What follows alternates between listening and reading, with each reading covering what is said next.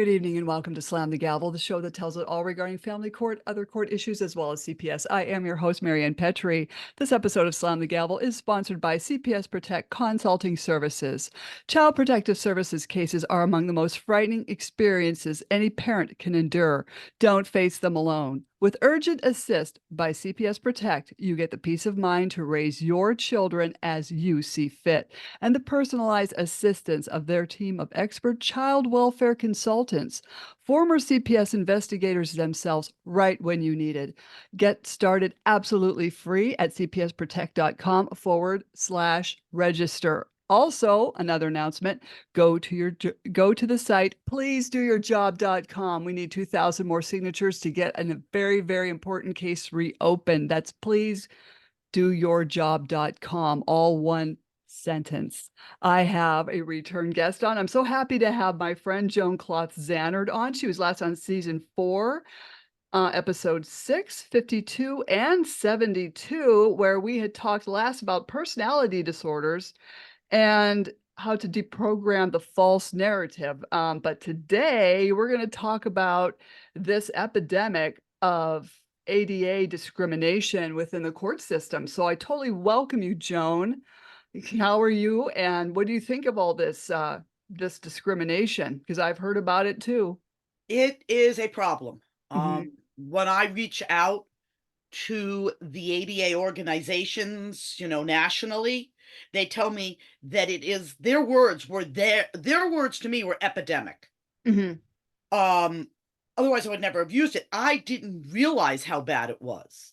Mhm. You go into the courts, and if you're disabled, they don't care. Mhm. I've seen cases where the person has ADA accommodations. The judge has turned around and refused, and just because they have a disability, has decided that they are incompetent, and without an evidentiary hearing, violate the person's rights Uh, to be allowed to either to fire their attorney and self-represent, or be put on in addition to assist their attorney. We have seen this as a First Amendment right, constitutional right violation. I have seen cases where the person is so traumatized mhm. and their PTSD and stress and anxiety are so off the charts because it's their case and they're being attacked from every direction, and they're being treated horribly in the courts, yelled at. I've had seen Mhm. clients get yelled at, and to be honest, clearly, most of these cases do not belong sitting in a courtroom like this. There should be a mediation process. There should be a Mhm. mental health professionals. There should be physical. If they have a physical disability, they should have their support people should be there with them. Shouldn't be blocked out. You know, and a support person. They make you register who you are Mhm. with the courts, that you're a support person for this individual. I am twixt and tween on that. Is it That's a private thing, if you will. Just like your ADA records are supposed to be sealed with the courts, Mhm. your advocate should be, and who they are should be sealed as well. I didn't Because know that. the only way I could see it being appropriate would be if the advocate is put on to also assist the person in presenting their case and speaking for them, because the person is so tongue-tied and so much Oh, PTSD they yeah. can't get what's on the paper off the paper. And this person just reads the other person's information, basically, so they Mhm. make sure they get it out there and explained. That process, though, you have to actually write a motion or a form of a request with the ADA for that. Some judges will allow it, some will not. But then that leaves the person who they've refused to allow this floundering and struggling to get their point across to the courts. We see they accommodate your physical issues in the court. You have a wheelchair, you're fully accommodated. Mhm. But if you have anything that's not visual to them, what we call a hidden disability, with the exception of blindness and hearing loss, because those are the three: physical, hearing, and blindness, that have been around forever. Having situational conditions caused by things like legal abuse, false arrests, family court issues where you're fighting just to be a parent in your child's life, being constantly gaslit, harassed, stalked. These are all things that cause PTSD, stress, and anxiety in somebody. And if that person can't afford an attorney and they have to self-represent, they're at a completely disadvantaged position because they are unable to tell their story And be heard. and be heard. And the whole point of court is to be heard. Mhm. So when we send somebody into a courtroom, even some of these the public defenders don't get it. Oh. They don't, they quantify things in a manner that doesn't match. Mm-mm. I've seen, look, do I believe domestic violence is absolutely horrific? Absolutely. I'm a victim of domestic violence, okay? But when the domestic violence is directly and proportionally related to a medical condition Mhm. that had gotten out of control, they are therefore not in totality responsible. It's a disability. So, for example, if they're a substance abuser, if they are now clean and sober under the ADA, they quantify as legally disabled. You can't now use that. They can't now say that because in the past you had a substance abuse problem, well, you need to be charged, and they withhold the kids, or in a case of a domestic violence case. Wait a second. We need to back up here. The person has a disability. They have now got that disability under control. Just like somebody who is unable to see and now uses braille or has a service dog to make, you can't now use that disability to not allow them a voice, to not allow them equal rights. They're Mhm. disabled, and the ADA considers it that. There are Look, I understand that there are a lot of abusive people out there. Mhm. Why are there so many abusive people? Well, let's really real. This is a very angry, Mhm. rage-filled society. And it's sad when you have this many people who are raging and angry, whether they use physical, sexual, or psychological. That's a problem. Right. Not denying that, and I never will. But if I have a client who has diabetes, and he had didn't realize his sugar was way off, and his daughter was there, and she knows, they've known he has diabetes, family know, but, and they were talking about something, she talked back to him, and he took something and it got smashed on the floor, he threw it on the floor.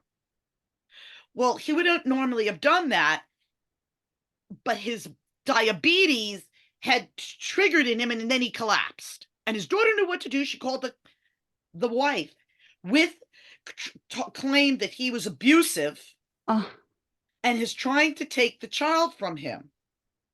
No. The lesson here is now the child knows, hey, dad, slow down. I think your sugar's off. right. The lesson here is that this is family. You help family. Your father, you now know that anything that starts to look like this, know that you know your father has diabetes, you can say, hey, dad, did you take your diabetes? Did you eat something today? That Mhm. does not make him a hardened core, domestic violent, abusive person. No. And this is insane. There are countless things like this. I have other cases with diabetes. And the guy eventually died from the diabetes, had no relationship with his kids, no matter how hard he tried, because the mother told, and he wasn't violent. He just had very uncontrollable diabetes. And she Caused took by the these stress kids. too. Yep. She took these kids from him. Had he maybe had his kids around him, he might have had more of a will to live. And his kids might have saved his life because they might have been around him at the time to know, oh, dad's having a diabetic seizure, Oh, you know?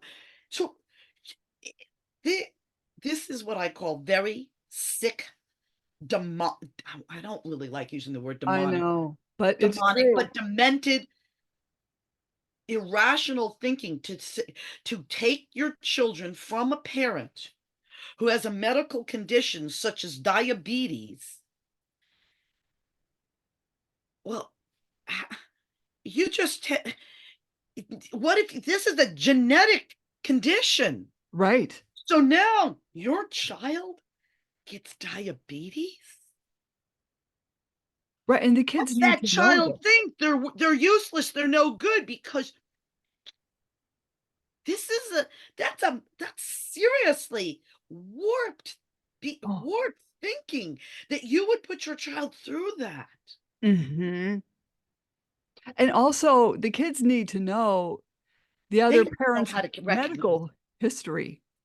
Well, not only that, this is a phenomenal life lesson for a child, that if they're out in the real world and they're outside of their family and they see someone having the same signs and symptoms as what they've seen in their father, they can say, hey, he might be having a diabetic seizure, and they might save somebody's freaking life. Mhm. You have just taken a really important Mhm. lesson that a child could learn from. It's the same thing as a parent who's mental health condition. Don't get me wrong. Mhm. Do I believe that a child should be with a parent who's mentally unstable and not able to care for them? No. What I do understand is that that child still has to have a relationship. They need to know how to negotiate Mhm. other people with this personality issue, because they're going to come up against this in their life. They're going to have a boss who might have this Oh, personality issue. yeah. So by helping the child to understand that this is inappropriate, but it's a heads up, there's a mental health issue.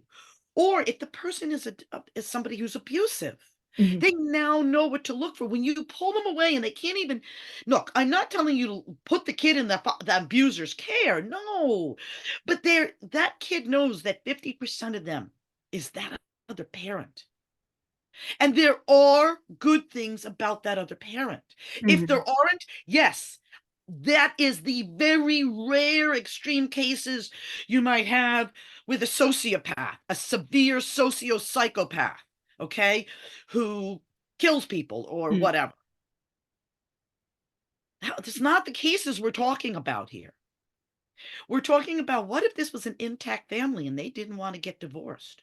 Mhm. How would the medical community manage a case of somebody who was a substance abuser and only got violent when they drank?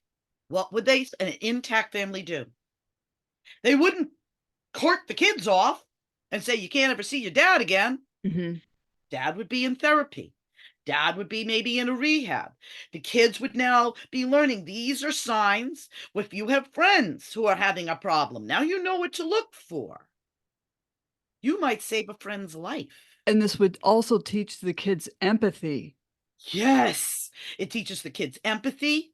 Exactly. And in an intact family, the whole family would be in therapy anyways, because the wife and the children are going to need their own ability to know, well, what do we do? What is the plan if dad starts drinking again? What is the plan? What do we want to put down so dad understands? And I'm using dad just because that's what comes to mind. Um, or mom. Okay, change the pronoun. Say Okay, yeah. mom, the noun. Change it to mom, and mom, if we think mom's starting to drink again, what do we do as a family? Well, we're going to go get mom into therapy, or we're going to tell mom that if she's going to do that, she needs to leave the house. Okay. We learn to put the proper borders and boundaries in. If we are not teaching our children how to navigate the world and the personalities in it, we got a big problem. Oh, No, yeah. we are not chalking somebody who's taken a child and thrown them into a wall. This isn't, those are such rare cases. Mhm. We're not talking somebody who's murdered up the other parent. These are such rare cases. We're talking Mhm, mhm, as if this was, and because here's the reality. How are we going? This problem is growing exponentially. mhm. If we end up with 80% of our population with mental health issues in Oh, this realm, we're going to just blow up the world. mhm. It can't survive it. So if we don't start changing how we manage these things and teaching the empathy, we're headed in a very bad direction because these children, this is all multi-generational behavior they're learning. Oh, I completely agree. In fact, when I was a psychiatric nurse way back in 94, I think it was. Yes. And I was working on the adult unit, but some group home was bringing in this woman's 8-year-old daughter to see her. So I had to take mom down to see her daughter and just sit in the common area so she could visit with her daughter. And Right. This is keep it was, going. oh, it was just so, that child looked at her mother and her eyes just lit up. So happy to see her mother. So someone was facilitating this child seeing her mother. And, the mother was in a bad way. The mother was talking about wanting to be Santa Claus and buying her all these presents. And the child looked at her so adoring. I was just like blown away. That child accepted her mother. And then the visit only lasted, we'll say 15 minutes, because that's all they were allotted. But it was just very touching. That is exactly what would occur in an intact family. Let's say it wasn't a mental health situation. Let's say the person had cancer. Would we be keeping the kids from their lap? No, we would not. And this claiming we're sheltering our kids from a home. No, you are taking away these extremely valuable pieces and lessons in life that are teaching our children how to have empathy, Mhm, mhm. how to recognize inappropriate behavior ahead of time, so they themselves have to can steer clear of it, or they themselves know how to manage somebody. Working with narcissists is very common. So when you go to work, if you have a narcissist and you have no idea how to handle them, you're just going to get sucked into their crap. Oh, definitely, definitely. I mean, I have worked with people with these personality disorders, and being a nurse, I was lucky I could get away from them by offering to work on another floor. So I would jump floors and they'd say, "Oh, someone needs to be pulled to 6 North." "Oh, I'll go." It's like, that got me away from a lot of people, but, what if you can't? People need to know how to deal with these issues. Right. And here's the thing, when you're talking, let's say, where a parent has lost custody of their kid because they've alienated Mhm. the child still is going to have to see that other parent. It's just that in the beginning, you have to have a way to break that unnatural borderless boundary the other parent has created. Uh-huh. And it only takes a couple days. Then once that's done, there is no reason we can't and the therapists all put this in, have therapeutic supervised visitation to grow from. Well, the problem is the alienators refuse to go to visitation or therapeutic supervised visitation. Well, that's the stupidest thing. At least if you're in therapeutic supervised visitation, you have an expert there who is going to help you and your children to establish a healthy bond and relationship so that you don't have to do supervised visitation anymore. Right. Do it, work. See, make some changes. Yes, change is hard. It's hard for anybody to do. So do it in small increments. Do the supervised visitation for a longer amount of time so that it's smaller increments of change that you're making. So it isn't as uncomfortable. Mm. Super therapeutic supervised visitation can go from being in an office to maybe you guys are doing, you're sitting outside doing when it's nice out. There are other ways of doing this. We Mhm. just There's just too much banging and combativeness about it. There it's This therapy is used with debunking religious cults. So you Mhm. can't throw this out. It's just that we there are we're going to have to adapt and change a little bit, maybe on where or how you do this so that you're, because these kids, we don't want to pull them from their parents permanently either, because that's just as damaging. Mhm. Yes, can the children be mad at the other parent, but I also want that child to get some compassion. Mhm. That child should not be mad at the other parent. They should have compassion to understand Mhm. that that other parent, this is all they knew. This is the way they were raised. They didn't know that there was another way of being a family, that you didn't, it's a shared responsibility. Oh, I agree. I agree. See, And we're not talking shared financial. We're talking shared developmental, shared raising, shared growing these little beings and beings, whatever you want to call them, into healthy adults who oh, make good decisions. mhm. They might make some mistakes. We all do. That's how we bloody gosh darn learn. Mhm. Don't make a mistake. You don't know that that you can't do that sometimes. Well, definitely. I remember as when my children were, legally abducted from me, and I would see them every other weekend because, I'm so dangerous. I I had my youngest in the car with me, and I don't know, he was about maybe 16, 17, maybe, and we were driving down the road, and there was a poor man on a bicycle in the pouring rain with 8 grocery bags on his handlebars, and I said, "Oh my god, that poor guy. I would hate to have to be on a bicycle in the rain with my groceries." His response was, "That's his fault." And I said, "How is that his fault?" Yeah. And no answer. I said, "You don't know what happened to him in his life. You don't know if he's a homeless veteran. You don't know if." He might be just have been a delivery man who happens to be really good at putting 8 packages on his bike and run. Right, right. I've always I tried. had a similar. Yes, I've always tried to teach my kids, compassion. There would be homeless people coming up the street here and there.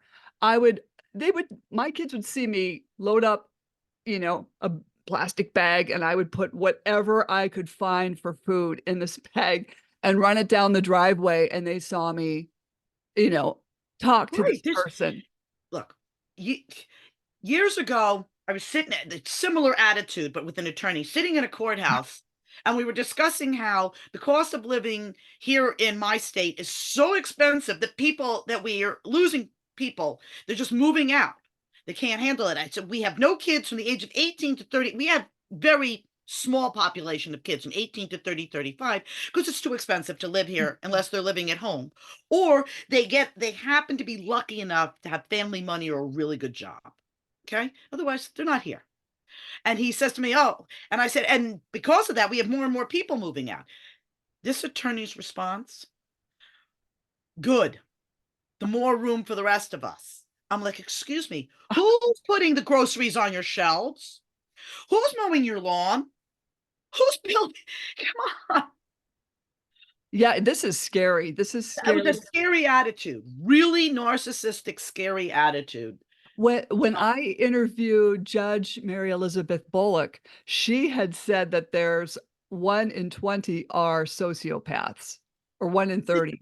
And It's That's because of the way we are handling and growing our children. They are not getting empathy.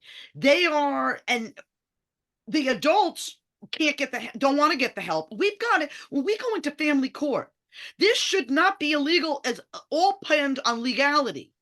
This is Mhm. about an unhealthy family, whether it be both parents, one parent, or all the entire family. And we need to be instead looking at it. So when they're trying to mediate and one side is refusing to mediate, well, you know,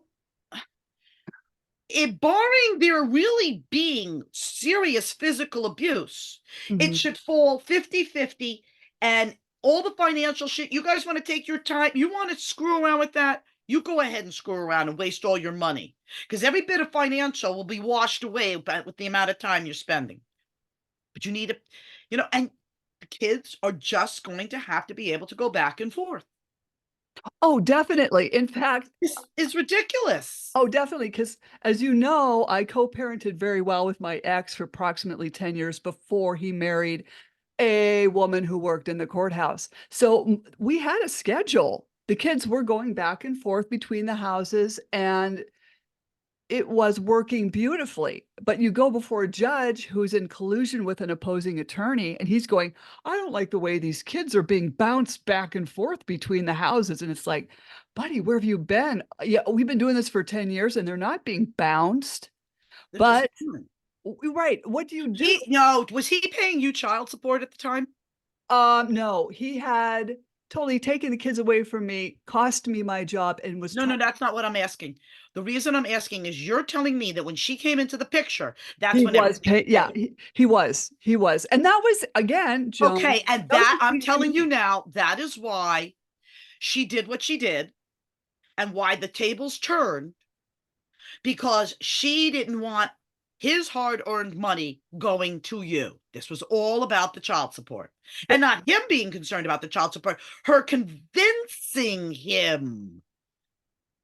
right, and he allowed it, and he was come on, he was a vice president of a company only paying $300 a month in child support. Do you know What? do you know what person would kill to pay $300 a month in A child month? for 3 kids? Oh, you know what? Now, and you're telling me this, I'm going to say to you that this was about control. Did she ever have children of her own? No, she could not have kids of Have her own. children. That was the reason. Yes, That was the added reason. I It was not the money. It was because she couldn't have children of her own and she wanted your kids. she She wanted also the yeah, kids. I also learned that she had also wanted to be a nurse back in her younger years. I don't know why she didn't do it. She could have done it. I did it on my own. I got my own associate's degree, paid for it, and then 23 years later, it was all taken away from me.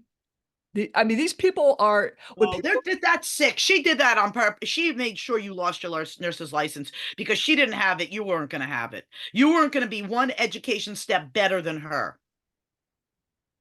right, because when This woman is she is not physically sociopathic, she is psychologically sociopathic, that she has to rid and destroy anybody she perceives as a threat to her. You're a uh, threat because it's your children and she doesn't have any children. So, and I suspect this comes from her childhood. Someone needs to look into her childhood. I will guarantee that this same or similar issue occurred to her mother when she was growing up. mhm, So this is what she believes is how you behave and what you're supposed to do. I would suspect there was somebody cheated in the family, mhm, and this is the response is right. Well that, and she's not going to let anybody take her man from her. Well, what I had heard and, because she had been married for 22 years and then got divorced, and I had heard that he had cheated on her, but I don't blame him. If you saw her, I'd probably cheat on her too. That was the trigger. And Right. I would suspect that that was her, that her, her mother had also married somebody who had cheated on her. And so she married somebody who wasn't going to be there. And in part, she, this, this is commonly can happen where one of the parents or one of the partners in the family doesn't take care of themselves anymore. They don't, and then they're out cheating, and so the other spouse feels unloved, like they don't care, and they go out and they cheat because they just don't know what to do. And or they happen to become, it's a happenstance situation. Do I condone cheating? No, I do not. No, I mean, I don't either. But I can understand where it could happen. Mhm. I'm not, I've never hit that point in a relationship where it was so bad that I had to go out and cheat, or where there was somebody there that I was so tempted, or that my relationship with my spouse was so weak that I could be tempted.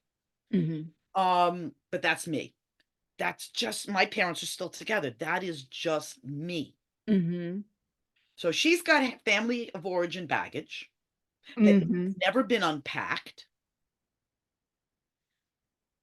And without unpacking it, how is she going to know what's in it, what it's made of? What has made her how she is, or who she is? What has determined her understanding of what a family should or should be? What her understanding of a relationship should be? She doesn't no one's able to unpack it because she's not ready to let down those walls. And this is where we make this mistake, and we're just not treating people in these situations the way it needs to be treated. Mhm. Putting us into court and fighting tooth and nail, that doesn't help the kids. No, We're supposed no. to be creating a situation of normalcy for these children. How can there be a situation of normalcy Mm-mm. when you're putting the kids in one house more than the other, where you're letting one parent just verbally abuse the other, in court where they're running? This isn't normal. No, no. But then, Joan, let me ask you this, because I don't want to keep you all morning, but what do you do? What does an ADA advocate and a parent do when the opposing side calls out, well, they're mentally ill, and then the judge puts that parent on the stand and asks them what medications they're on? They can't do that. They did. I mean, this happened to me. They legally can. I don't think they can legally do that. It's a HIPAA violation. Now, remember, your case is very old, and HIPAA may have not existed back then. It did. I believe it did. This was What 2015. year? When was it? 20, 2015? yeah. Yes, we had HIPAA laws then. Um, that was very illegal. Oh, Number yes. one, he should have stopped the hearing and said, "Okay, you're claiming mental illness. Well, then I'm ordering a psych eval for both of you. We are going to have an evidentiary hearing, and we're going to have both of you psych evaled for it."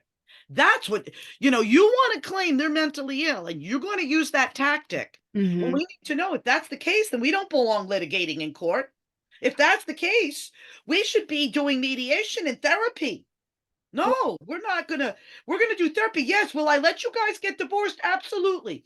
You can untie that knot. You can split your assets any way you want. But anything having to do with those kids, sorry, we're going to be, you're claiming mental health illnesses, then it doesn't belong in being litigated. It belongs in therapy and having mediation. well, see, the judge, he was a little bit off. And I had a psych eval. It was pristine. My attorney was jumping up and down. And I requested that the psychologist come in and testify. And he did. He shot down the opposition. However, the judge, like I had said, had been in collusion with the opposing Oh attorney. yeah, it wouldn't have mattered who you had in there. No. Yeah, yeah. But that being said, you had serious grounds for an appeal and recusal of that judge. He would not recuse. He refused to Of course recuse. he did. But you could have. asked for his removal. Another way, it's more difficult because it would have been blatantly obvious. What were his grounds for why he took the kids from you? That he claimed you were mentally ill? He was, yeah, that I was mentally ill, and Okay. Okay. So yeah, right there, you could have gotten him thrown off the bench for making a medical diagnosis completely that is incongruent with the medical records that were presented in court. right, right. Uh, And you could have gotten and then said this behavior indicates, and I'm not an attorney, folks. This is just common sense to me. mm-hmm. Common sense says, and this would indicate a bias by the judge against the other parent without an evidentiary hearing and against all provided medical. See, the problem is most parents have an attorney who won't do that. Right, Won't right. stand up to these people because they're afraid their attorney themselves is afraid that they will be blackballed. So it leaves it to the client has to do it. Right. The attorney, I had a female attorney and he would just steamroll her. He was a chauvinist and he did not care about her or what she had to say. So I really can't blame the attorney. No, It it was wasn't just the attorney. But that attorney needed to then sit back and go, look, here's the problem. If I try to file this against the judge, I will get blackballed. right. But you can file it and I will give you a little assistance Mhm. off the record, Oh, or I I did. will Yeah. get somebody to assist you because this should not have happened. Right. I did write to the AOPC here in Pennsylvania and Yeah. I explained the collusion and they didn't think it was unethical enough, I guess. Oh, no, no, no. That was an ethics violation against um technically he's claiming by his doing what he did, he's labeling you disabled. Therefore, he just violated your disability rights to be an equal parent because Mhm. he's now labeled you as disabled without an evidentiary hearing and again against. So you might have to file, I don't know, a suit against this guy, this a judge? I don't know. At this point, it's too late. Back then, you would have filed something with the Judiciary Committee and you would have sent it up for an appeal. And if you had had the money, you would have appealed it. Right. Well, And the judge would have been in a lot of trouble because there was no evidence from the other side that you were mentally ill. It was the statement of a non-expert person claiming something. see, and this is what I mean, not just in my case, but what everybody needs to know because this is the silver bullet. They will call out as you're mentally Yep. ill and you're alienating the kids from the other parent. And this is what I had to deal with. And also, this judge, believe it or not, he was running the courtroom like a three-ring circus. No surprise there, right? He's talking about child support, then he'd hop to a pension fund, and then he's talking about something else. And Yeah. so what happened was, and all I can tell people is to pray. And pray I did. I prayed that God would deal with this judge because I couldn't control him. He would not recuse. He was off on a bandwagon, and I questioned what medications he was It on. was on. Yeah, Right?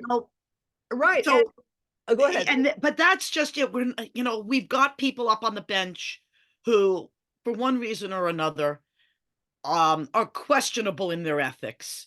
And their ethics are questionable enough that they would consider harming a family and its children by doing an order clearly in your case, evidence stacked against the other side in their favor. Mhm. And it's just too blatantly obvious. There was nothing, he had nothing to cite. But unless you had enough money to appeal the damn case, which I believe if you had been able to appeal, if you could have appealed it and had the money to do that and had a proper attorney, because it's very expensive, Oh, exactly. that's a problem. We should not be having to deal with these extremely expensive appellate cases. When a case is got serious issues and we can't get justice in the family courts, there has to be a less expensive way of doing an appeal Hmm. other than us doing it ourselves and not be and having to become an attorney, an appellate attorney to do this. It's very difficult to write an appeal. I am not good at it. I can Oh, tell you. yeah, I've tried. It didn't involve the judge because what happened to the judge was in my prayers, I just asked God to deal with him. Every day, God, you deal with him. So God did. Because on March 2nd of 2015, he removed the boys away from me, which caused mass havoc in their Yeah. lives. So Were you keeping the kids from the father, or the father was trying to just take them from you? Okay. yeah, the father took them. He happily gave the father full custody, and the other side, the stepmother and her sisters and Yeah. mother, they were all jumping up and down, whooping, clapping, and cheering. And my attorney and I are looking over like, WTF? But, you've got to trust in God. You have to remember the other side was believed that you were all sorts of horrible things. They have no clue that it was all lies. Oh, I think they knew it was lies because his wife, No, my his ex's wife wife, and him knew. They then made and spun their own story to weave in the rest of the family. right? But I think I know that one of her sisters also worked in the courthouse. Okay. So I think they all knew what was going on. It's But possible. however, on March 2nd of 2017, I get a phone call from my friend and she said, "Hey, did you hear on the news?" I said, "What?" She said, "Your judge died." And I said, "Well, God dealt with him. Now he's answering to a higher judge." Judge. Yeah, because you don't do what you do, these things. You just don't. It is, I don't care how much money you're going to get paid. I don't care whether they're going to go after you and kill you if you don't do this. You don't do it. You don't harm another to save your own life. You do the right thing. You go to the right authorities. You tell them what's going on. You talk to the other side. You get that. You say, "Look, I have a quagmire problem here. I don't want to trigger this person. My life is in danger. We're going to have to figure something else out here." And too bad that it's your personal life. Whatever it is, I mean, Mm, you just somehow you don't take that family and throw them out mm, just for your own benefit. Yet it's just not okay. no. And this brings us back to, these judges ignoring ADA rights in the courts. I'm sorry, it comes down to this, that we have rights. If you have a family coming into your courtroom that can't even that cannot co-parent, that cannot even divide money, or fighting over the children, there is no bona fide proven abuse charges. I don't care how many times the other parent has filed. The more they file, the more obvious it is that the problem isn't probably even existing. Because if it did exist, you'd leave it to the mandated reporters. Okay? Mhm. Oh Uh, my goodness. yeah, you don't keep filing and Wow. filing. No, you leave it to the mandated reporters. If there's really abuse going on, a mandated reporter should be able to see it. And if they can't see it, We got then problems. you got a problem. Oh, yeah. That if a mandated reporter can't see that your child's being abused, then you can't keep filing, because it's probably not solid enough evidence of abuse. Mhm. And that is why the mandated reporters aren't recognizing it. Well, see, this is why I'm so glad I had you on, and I definitely want to have you back on again. We could talk forever. We could talk forever.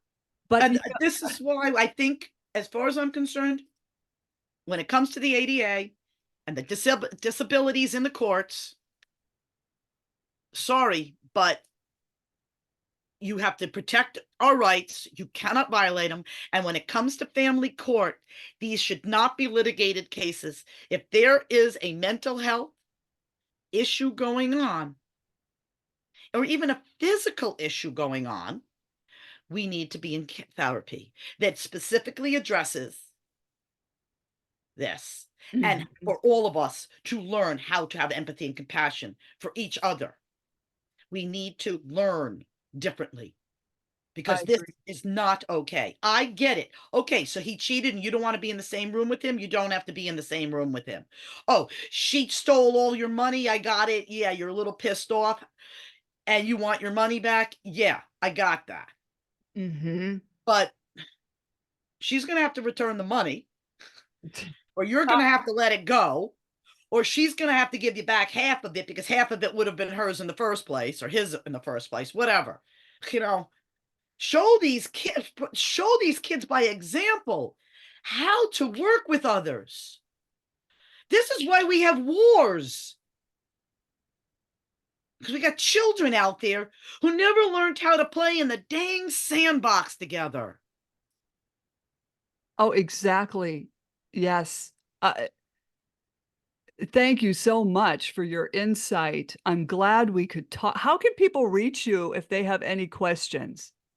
um for this segment, because it's about the ADA, I mean, even though I mixed in some parental alienation and family courts, um you can get hold of me at info@advocate, the number 4 fam.com. If you're trying to get hold of me for the alienation end of things and family court, use info at P as in Peter, A as in Apple, S as in Sam, hyphen intervention.org. Thank you. I will put that all in the podcast notes, and I appreciate your time. And hang on, don't jump off. Slam the Gavel is a podcast to help the public understand what really goes on in these family courtrooms. I'm your host, Marianne Petrie, author of Dismantling Family Court Corruption, Why Taking the Kids Was Not Enough, Cry Out for Justice, Poems of Truth, and Raised by These Wolves, How Family and Federal Courts Are Failing Our Children. You can find me on Spotify, Apple iTunes, Anchor FM, iHeartRadio, and other platforms I don't even know about. And feel free to buy me a coffee to help keep this podcast going. And you can find that also in the podcast notes. Thank you, Joan Kloth-Zanard. Thank you for all your insight.